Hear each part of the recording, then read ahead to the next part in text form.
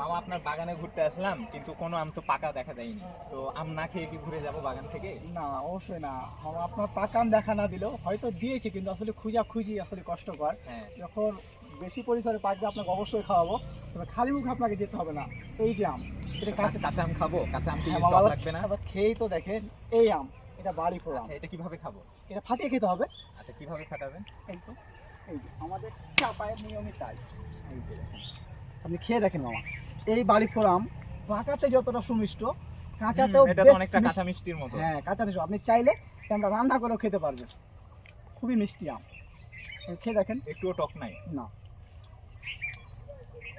এটা আমের নাম কি বললেন? বাড়ি ফল। আচ্ছা, এটা hybrid এই আম। আমটা কখন পাকে?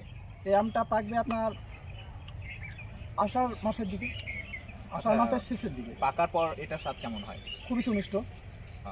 এটা আসলে কাঁচাতেও অনেক সুমিষ্ট, তো আশা করা যে হ্যাঁ এটা পাকলেও অনেক মিষ্টি হতে পারে। অবশ্যই হতে পারে না, আসলেই মিষ্টি। আপনি খাবেন, অর্ডার আচ্ছা, করবেন। এটা আম তো হিমসাগরের পরে পাকে, তাই না? হুম, আচ্ছা। হিমসাগর রূপালীর পরে এই আম যায়। আর এখানে যে এই বাগান, এই গাছগুলো সবগুলো তো এই বাড়ি ফোরামের গাছ, তাই না? হ্যাঁ, বাড়ি ফল।